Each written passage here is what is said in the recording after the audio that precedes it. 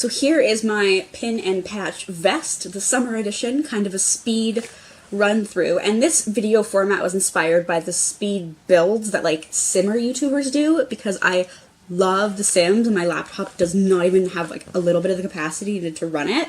So I just like to live vicariously through people who play it on the internet, which, I mean, is kind of sad when you think about it, but there you go. So I started this vest a good 2-3 months ago, and these are a lot of the pins that I bought initially, as well as a few, like the America Chavez and the Miss Marvel ones are ones that I had from the past that I wanted to dig out and use on this because they're awesome.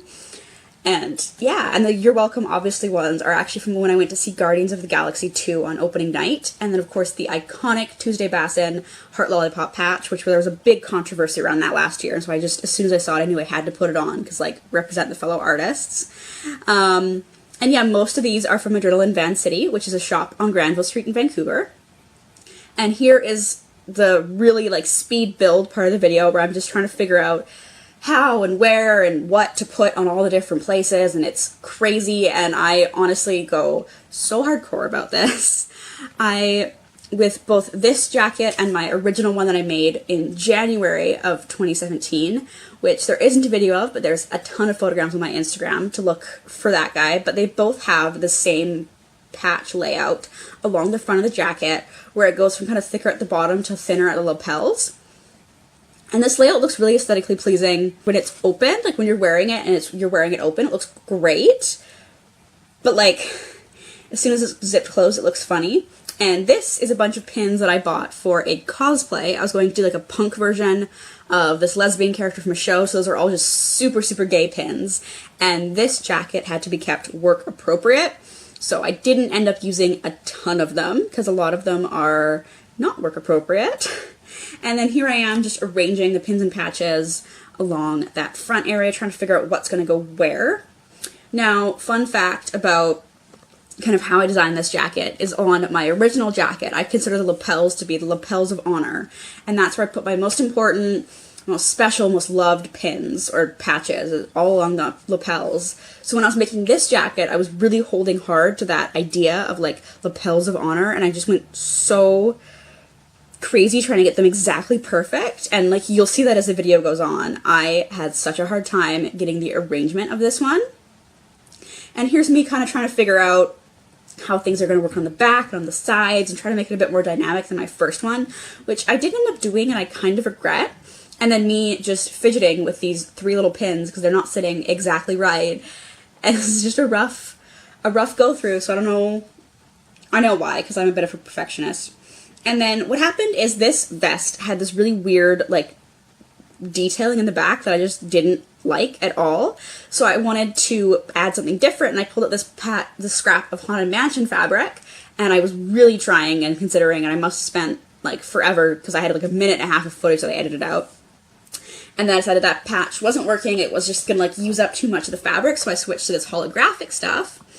And I pinned the 2, like, flaps together, cut them out, cut out the hollow piece, kind of evened it out, and then spent an obscene amount of time pinning it down. I don't know why this took me so long, but it did.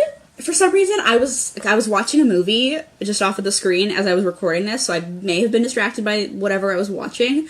I also just was trying to get it perfect, and you'll see on the final product, it's still not totally, like, perfect, but it looks pretty freaking cool. I love holographic because I am a huge fan of Simply Nailogical. And then I kind of want to tie the holographic from the front in, or from the back in around the front. So I pull it out and try to do a bit along the lapels, and I'm figuring it out. So I'm pinning it so I can straight stitch and then flip it over, and then you got a nice finished edge. And I initially decided to do the same thing on the secondary lapel. So you see me doing this on both sides, and I'm cutting and pinning and all the fun stuff. And then I took it away to sew it,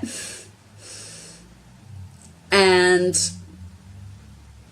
oh, you really couldn't tell what just happened. So basically I took it away to sew it, and it was not working properly. I think that footage may be missing somehow. But yeah, it wasn't working, so whoa, calm down. So what I did is I put it on the inside of one and then the lapel of the other, and I went over to Pete's place at this point and I hand stitched it all on. We were watching like TV and movies and just chatting, and he was sketching and I was hand stitching. It was a lot of fun. And then that giant dump of patches you saw is when I went to dress sew a few days later, because I still wasn't happy with how everything was fitting, and I wanted to put some grommets, which is what I'm fidgeting with now, throughout the vest, because I realized it was a really heavy denim and I wanted to be able to have it be a bit more breathable.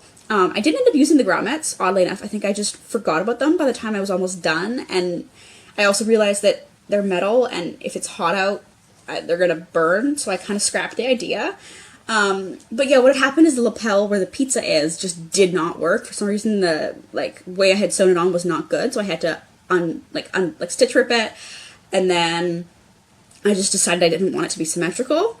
So yeah, I'd gone to dress sew and I bought a bunch more patches, and that's what the big dump was, because I was, told myself that lie of, oh, I can go to dress sew for 10 minutes, and then I swear to God, I spent 40 minutes just staring at this massive wall of patches. And that helped a lot, because there was definitely quite a few things that I wanted to add on. And you'll see a lot of them, a good few of them made it into the final vest. So this is me just trying to figure out my plan. And the great thing about the dress sew patches is a lot of them were under $1 or under $2. So they're a really good alternative if you're trying to do this on a bit more of a budget.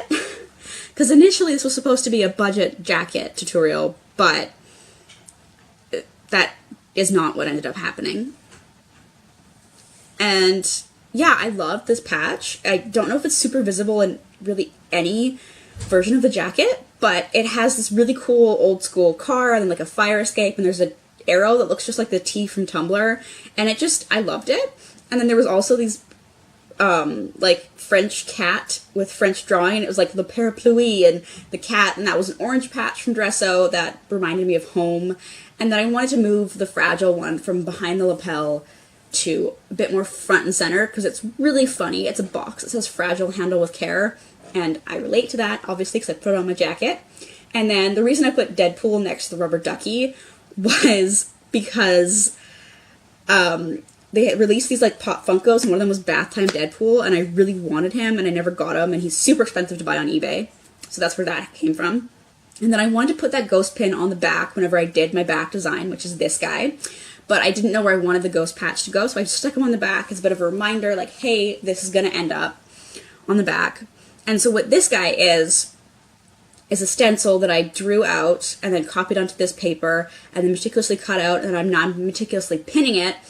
And this is a totally different setting because I was doing all of this at Pete's house again. We were having a bit of a sleepover, and we watched some terrible 90s movies, and so I spent so crazy long trying to pin this thing down. And it does kind of work out in the end, mostly. But yeah, most of this, I think, this is supposed to be a tutorial, but it's not so much, because making your own pin and patch jacket is a very personal thing, and you've got to work with your flow. And as much as I do like the patterning I've used on my last two, I'm in the middle of kind of prepping for a third one, and it's going to be totally different. And this was, for some reason, super hard to pin, so it took me forever. And here we go, it's almost done. And then I go through with a thick paintbrush and just some acrylic paints, and I kind of did a rough outline, which is, yeah. And I think we were watching 10 Things I Hate About You at the time I was doing this, because there's a lot of really funny conversation if I had left the audio in, and it was just Pete and Jacob and I being awful humans, because that's what we are, and it was great. And then everything got crazy, and I adopted some pet rats, and I moved house, and it was all nuts, and I just completely let this jacket fall through the cracks for a good couple of weeks. And then I walked by Opus one day, which I guess was an Opus downtown that I never had any idea about, and I went in and I was like, hey, do you have anything to paint on textiles? And the employee said, oh boy, do we ever. And I immediately went, oh no. And she gave me, and she put me to the paint section, and I got some real textile paints, and then I really, with real textile paints, painted this whole thing in. And I didn't film any of that, but here is the jacket done. That pin says Internet Famous, but my camera was being a butt. And then my one lapel of honor with my pizza and 3 of my leading ladies.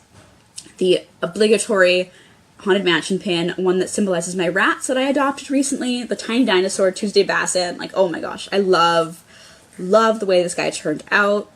It was super fun to make, and I spent forever. I hand-stitched most of those patches while I was commuting to work.